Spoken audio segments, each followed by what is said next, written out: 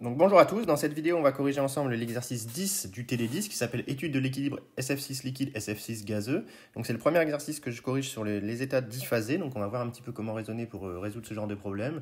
Donc on vous explique que le système c'est du SF6, qu'on en a une quantité de matière N0 qui vaut 1,54 fois 10 puissance moins 3 mol.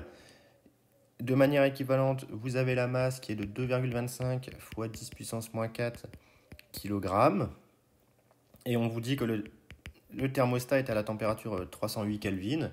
Et donc on comprime très lentement le système et on trace P en fonction de V. On suppose que la transformation est isotherme et réversible. Toutes ces informations-là sont évidemment importantes.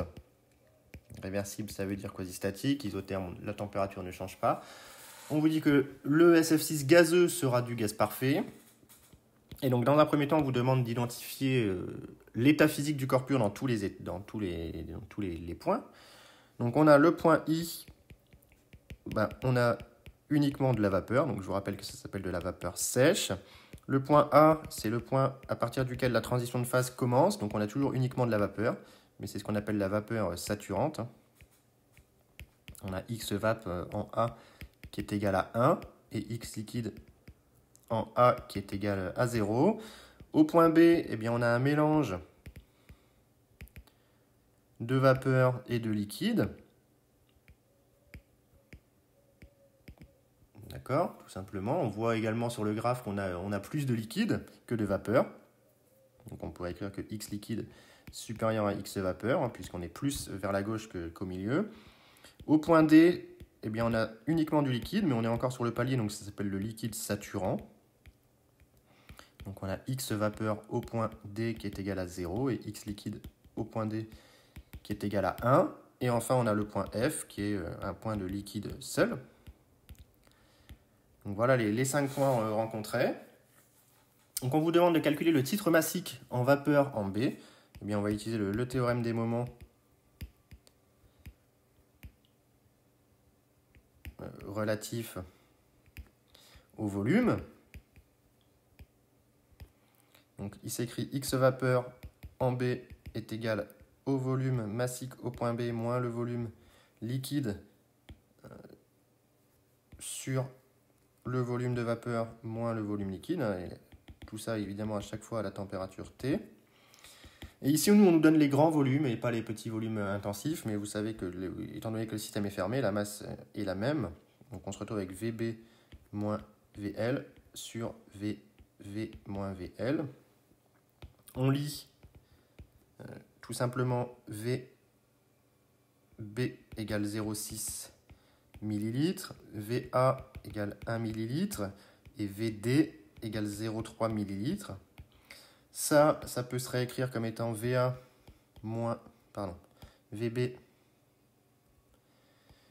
moins le volume du liquide, c'est VD sur VA moins VD. Et donc, on se retrouve finalement avec que la fraction massique de vapeur au point B, qui est égale à VB moins VD, c'est-à-dire 0,3, sur VA moins VD, c'est-à-dire 0,7. Et donc 0,3 sur 0,7, si on fait l'application numérique, on trouve qu'on a un peu moins de 50% comme prévu. Et on trouve 0,43. Donc, on a finalement 43% de vapeur et 57% de liquide. Donc, voilà un petit peu l'application du théorème des moments. Ça, c'est le chapitre 18. Il faut l'avoir révisé, évidemment. C'est un résultat fondamental qu'on utilise tout le temps. Donc, dans la question petit c, maintenant, on vous demande de représenter la transformation du corps pur de I vers F dans un diagramme PT. C'était facile. Donc, on a un diagramme de Clapeyron PV. On vous demande de passer au diagramme de phase pression-température. Donc, je vous rappelle l'allure du diagramme de phase avec les solides, les gaz ici et les liquides. Donc, on a une isotherme à la température T qui vaut 308 Kelvin. Donc, une isotherme, évidemment, dans un diagramme PT, c'est une droite verticale. On a une transition de phase liquide-vapeur, donc j'ai tout de suite placé ma droite verticale là où il y avait une interface liquide et gaz. Je pourrais préciser sur le diagramme le point triple, le point critique ici, les supercritiques en haut à droite. Et donc, le point I est un point de vapeur sèche. Donc, on peut le mettre ici, admettons. On pourrait lire la pression sur le graphe. La pression a l'air d'être à 15 bars. Donc, ici, il y aurait 15 bars. Ensuite, on arrive à la pression de vapeur saturante ici. La pression de vapeur saturante, c'est le palier de transition de phase. Donc, c'est aussi bien le point A que le point B que le point D. Donc, ici, hop, on est à Psat de T. Et Psat, on lit que c'est environ 29 bars. D'accord? Et enfin, on passerait ensuite dans la zone totalement liquide. Alors, au point F, on est à 32 bars à peu près, 32,5 bars. Donc voilà à quoi ça ressemble dans un diagramme PT. Donc attention, je vous rappelle, la difficulté ou l'importance de la question, c'est d'avoir bien compris qu'un palier de transition de phase, je peux le représenter en vert, la transition de phase, c'est un seul point. Ça, c'est le palier de transition de phase.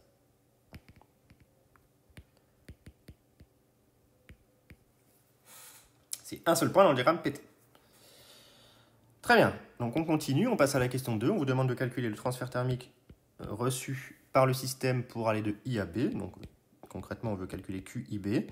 Eh bien, on va décomposer en deux. C'est QIA plus QAB. Je suis obligé de décomposer en deux puisque je passe d'un système en I qui est monophasé à un système en B qui est diphasé.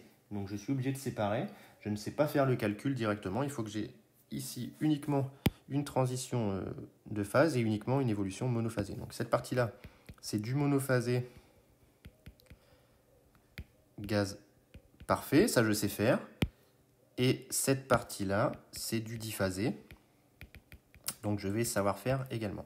Donc attention à ça, il faut toujours séparer pour se retrouver soit uniquement avec du monophasé, soit uniquement avec du diphasé. Il ne faut pas qu'il y ait les deux en même temps. Donc calculons déjà QIA. Donc c'est une compression isotherme réversible de gaz parfait. On sait calculer ça depuis longtemps. Le travail pour aller de I vers A, c'est égal à moins nRT ln de VA sur VI. Et le premier principe va nous dire que delta U IA plus delta E macro, on n'a toujours ici pas de variation d'énergie macroscopique. Donc on a delta E macro égale 0. Donc delta U IA égale W IA plus QIA. Or, gaz parfait. Donc delta U IA égale CV delta T égale 0 car isotherme. Ça, c'est très important. Donc, bilan.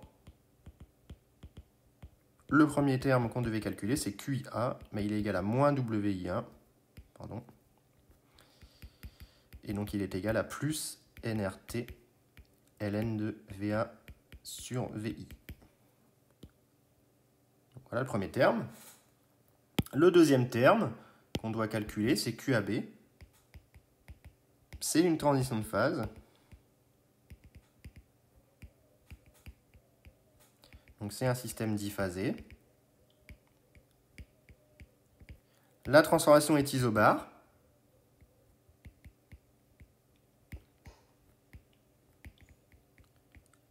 Et de plus, W autre égale 0 et toujours delta E macro égale 0.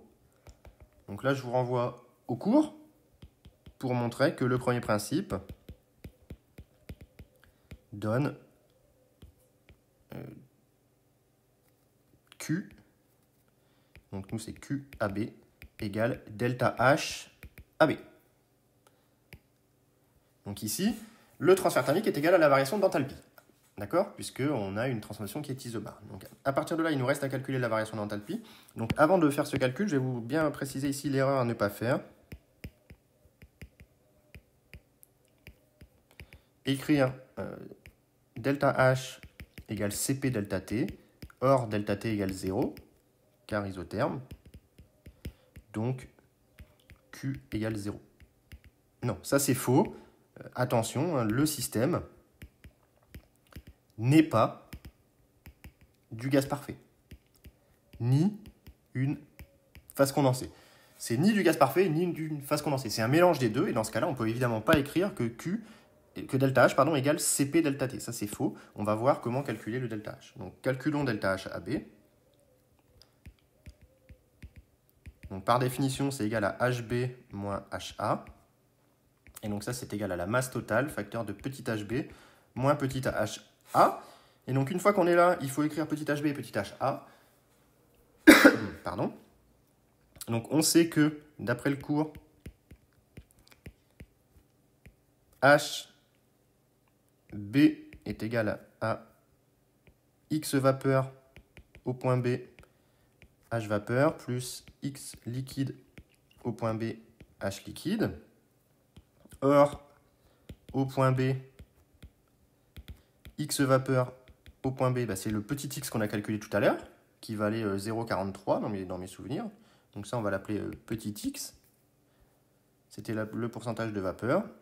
Et x liquide au point B, c'est égal à 1 moins x. C'est 1 moins la fraction massique de vapeur. Donc on en déduit le résultat que HB est égal à x HV plus 1 moins x HL. Ça, c'est pour HB. Et de même, au point A, HA est égal à X vapeur au point A, HV, plus X vapeur, X liquide, au point A, HL, où HV et HL, depuis tout à l'heure, sont les enthalpies massiques de vapeur saturante et de liquide saturant, je vous rappelle, ça marche pareil que pour les volumes dans le chapitre 18.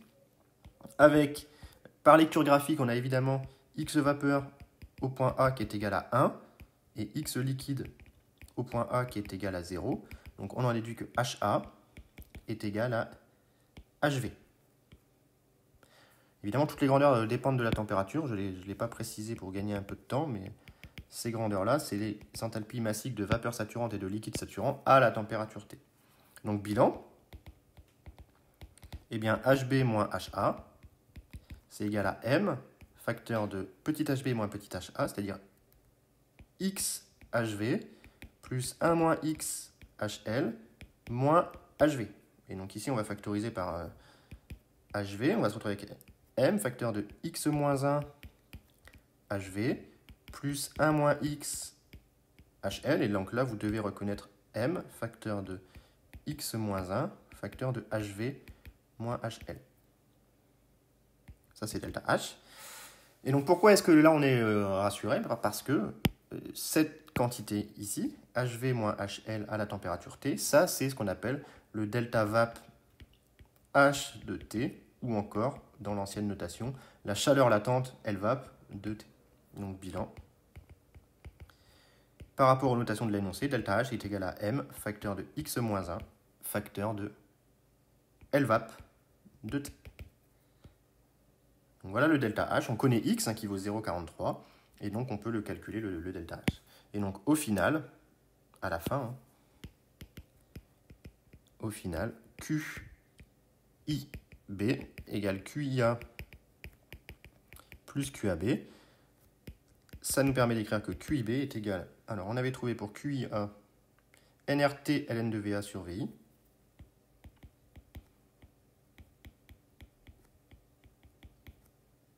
Plus M, facteur de x moins 1, fois LVAP de T. Donc voilà pour QIB. Il ne nous reste plus qu'à faire l'application numérique. Donc ça, je vous laisse vérifier que QIB est égal à moins 12,3 joules. Très bien. Donc dans la question maintenant petit b, on vous demande le travail reçu pour aller de I vers B. On va faire la même chose. Un travail pour aller de I vers B, c'est égal au travail pour aller de I vers A plus le travail pour aller de A vers B. Donc ça, c'est du gaz parfait. Ça, c'est du diphasé.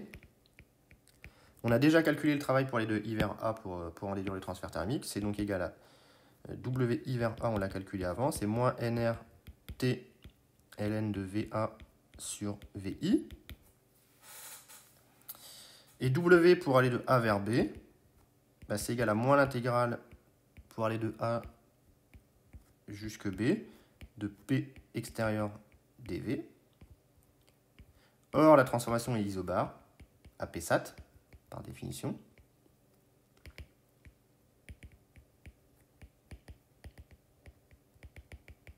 Avec Psat qui vaut ici, comme je vous l'ai dit tout à l'heure, à la lecture graphique 29 bars. Alors, le travail pour aller de A vers B, c'est égal à moins l'intégrale de VA jusque VB de Psat de T, qui est une constante sur tout le palier de transition de phase dV. C'est aussi pour ça qu'on doit séparer les étapes pour pouvoir sortir la pression de l'intégrale, sinon je ne peux pas le faire. C'est donc égal à moins Psat, facteur de VB, moins V1. Et donc à la fin, bilan. Eh bien, W pour aller I vers A, c'est égal à moins nRT ln de VA sur VI, moins Psat, facteur de VB, moins V1.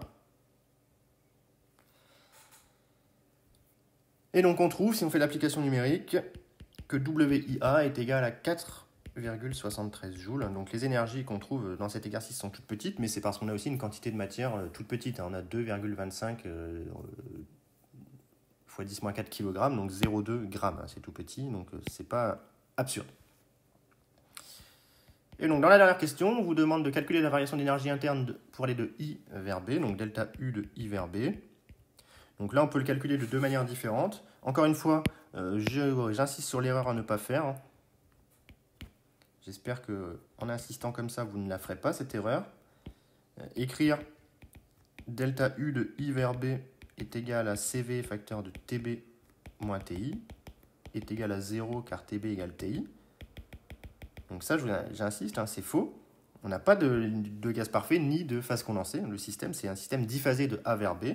Mais par contre, on a bien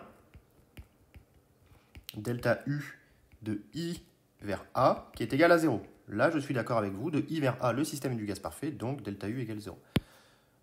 Donc alors, delta U de I vers B est égal à delta U de A vers B. Et donc c'est égal à WAB plus QAB. Qu'on a déjà calculé tout à l'heure, donc on pourrait remplacer tout simplement le résultat. Donc WAB, on l'avait calculé juste au-dessus, c'est donc égal à moins Psat, facteur de VB moins VA, et QAB, c'était delta H. QAB est égal à delta H. Donc on avait trouvé M facteur de X moins 1 fois LVAP plus M facteur de X moins 1 fois LVAP de T. Donc voilà le delta UIB, finalement.